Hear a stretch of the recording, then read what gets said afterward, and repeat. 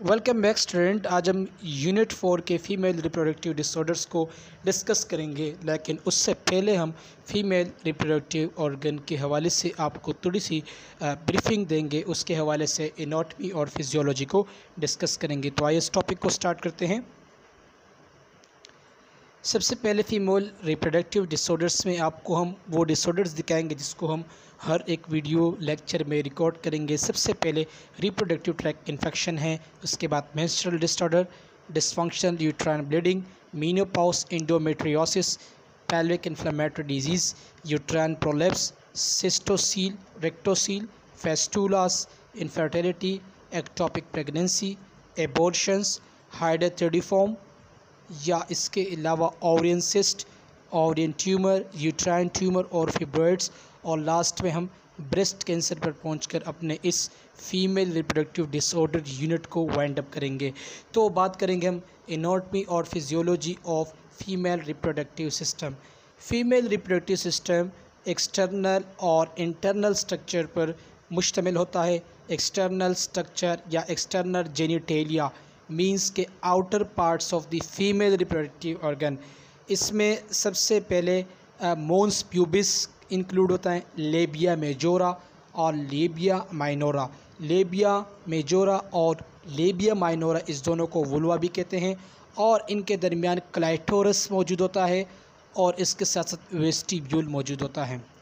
इसको आगे हम आपको डायग्राम के अंदर दिखाएंगे। जो ग्लैंड्स होते हैं, इसके अंदर मुख्तलिफ़ किस्म के ग्लैंड्स होते हैं, उसको भी हम डिस्कस करेंगे। लेबिया मेजोरा और लेबिया मिनोरा के दरमियान वेस्टिबुलर ग्लैंड्स पाए जाते हैं जो कि फ़ीमेल रिप्रोडक्टिव ऑर्गन से एक्सक्रीशन करवाता है। इसके अलावा फ़ीमेल रिप्रोडक्टिव ऑर्गन को लुब्रिकेशन से बचाता है। इसके बाद लेबिया मेजोरा की बात करें तो लेबिया मेजोरा के बाद लेबिया मिनोरा आता है, और ये लेबिया मिनोरा जो है ये स्मॉल फोल्डिंग टिश्यूज़ होता है और जो कि ये क्लाइटोरियस के करीब होता है। क्लाइटोरियस की बात करें तो क्लाइटोरियस जो मेल पेनिस के कंपैरेबल होता है और ये इरेक्टाइल टिश्यूज़ पर मुश्तमिल होता है। इसके अंदर यानी कि सेक्सुअल इंटरकोर्स के दौरान इसके अंदर इरेक्टाइल फंक्शन एक्टिवेट होता है। इसके साथ साथ जो कि एक स्पेस होता है जो इनक्लोजिंग कर रहा होता है स्ट्रक्चर्स को, वो लोकेटेड होता है लेबिया मिनोरा के बिल्कुल करीब, और इसे हम वेस्टिब्यूल्स कहते हैं। ये वेस्टिब्यूल्स क्लाइटोरस पर मुश्तमिल होता है। इसके अलावा यूरिनरी मीटस यानी कि यूरिथ्रा, और इसके बाद हाइमेन हो गया, हाइमेन वेजाइनल ओपनिंग है।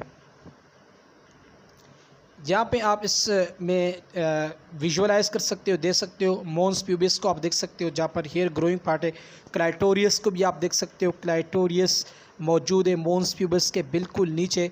मोन्स प्यूबिस के बाद यहाँ पर जो यूरिथ्रल ओपनिंग है वो भी मौजूद है। यूरिथ्रल ओपनिंग के बिल्कुल नीचे वेस्टिब्यूल बॉडी मौजूद है। वेस्टिब्यूल बॉडी के इनसाइड हाइमिन जो कि एक पर्दा होता है वो मौजूद है, जो कि फ्लोर ऑफ द विजाइना का बिल्कुल ओपनिंग है। इसके साइडों पर अगर आपको ब्राउन कलर का नज़र आ रहा है, इसे हम बार्थोलिन ग्लैंड्स कहते हैं। और इसके अलावा स्किन ग्लैंड्स भी मौजूद होते हैं जिससे मुख्तलिफ़ किस्म के सिक्रीशन होते हैं, और ये स्किन ग्लैंड्स यूरिथ्रा के बिल्कुल करीब होता है, और जिसे हम माइनर ग्लैंड्स कहते हैं या माइनर वेस्टिब्यूलर ग्लैंड भी कहते हैं।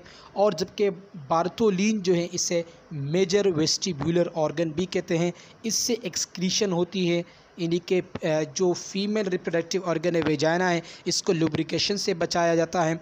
इसके अलावा एंटी माइक्रोबियल सब्सटेंसेस भी यहाँ से रिलीज़ होते हैं। तो मैं समझता हूँ कि आप इस फिगर के अंदर तमाम तर जो मैंने आगे आपको मोन्स pubis, clitoris, urethral opening, vestibule और इसके अलावा बार्थोलिन डक्ट्स जो भी चीज़ें आपको बताई वो इस डायग्राम के ज़रिए आपको क्लियर हो जाएंगे।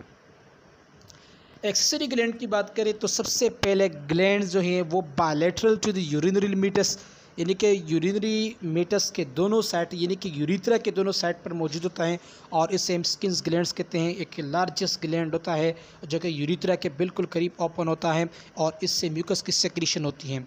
इसके बाद बायलैटरल वेजाइनल ओपनिंग यानी कि हाइमन के बिल्कुल करीब, वेजाइना ओपनिंग के बिल्कुल करीब छोटे से दो स्मॉल्स म्यूकस सीक्रेटिंग ग्लैंड्स पाए जाते हैं, और इसे हम बार्थोलिन्स ग्लैंड्स भी कहते हैं या वेस्टिबुलर ग्लैंड्स भी कहते हैं। ये वेजाइना को लुब्रिकेशन यानी कि लुब्रिकेशन देता है वेजाइना को, लुब्रिकेशन यानी कि वेजाइना के अंदर वैक्सीस या इस तरह की एक्सक्रीशन करवाता है।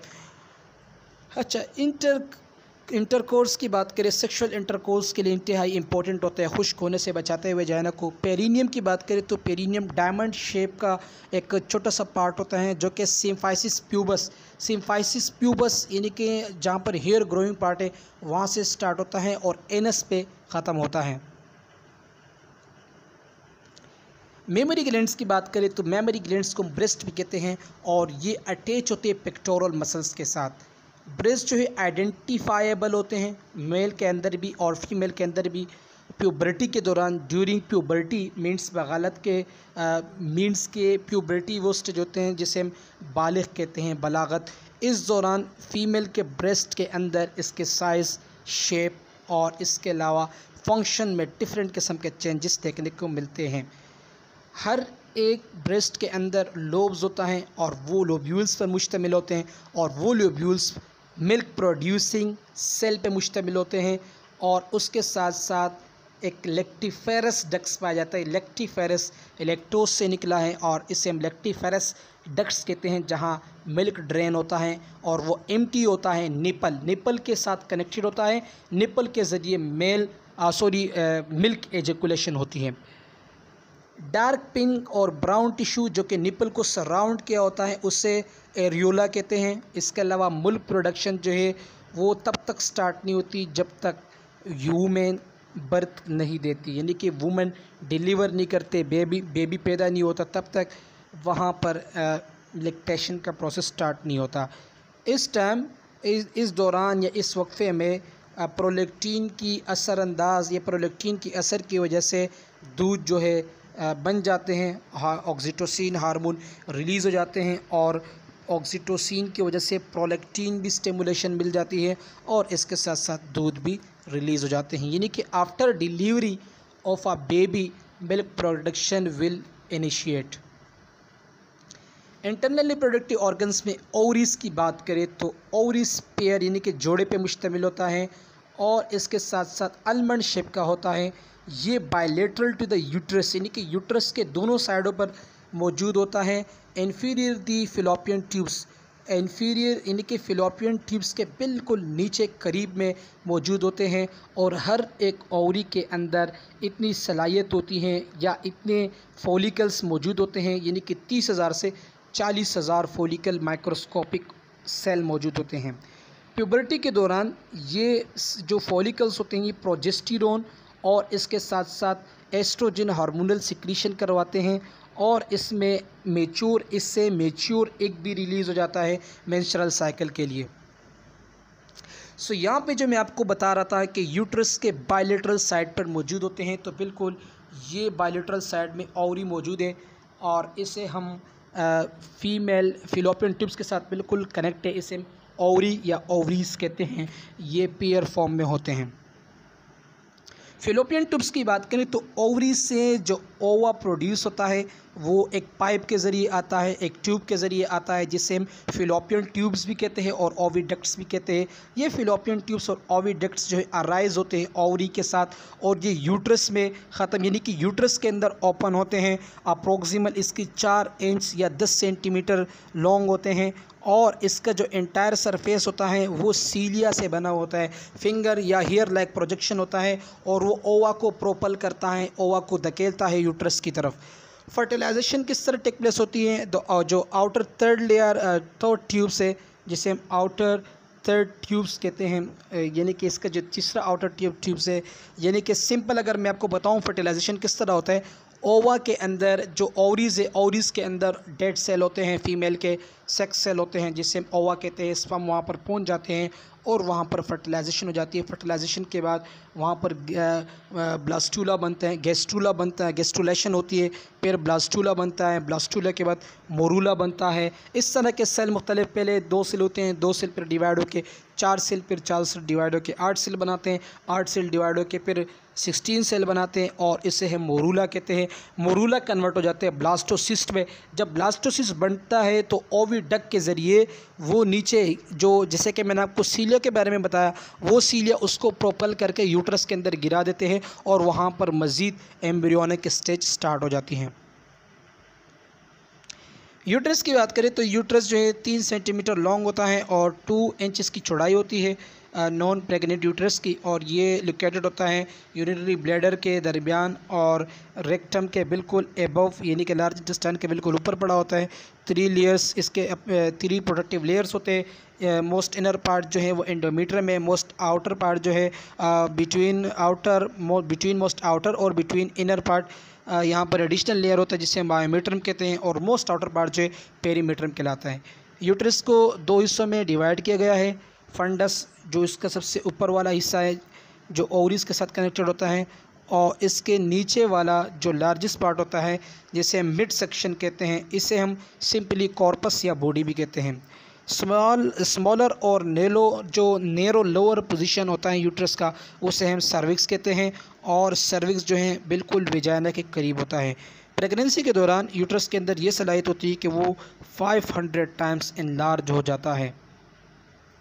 वेजाइना की बात करें तो वेजाइना इंतहाई बारीक वॉल का मस्कुलर ऑर्गन होता है, ट्यूब लाइक स्ट्रक्चर होता है फीमेल जेनेटेलिया का, और 3 इंच या 7.5 सेंटीमीटर लॉन्ग होता है। ये लोकेटेड होता है यूरिनरी ब्लैडर और रेक्टम के बिल्कुल करीब।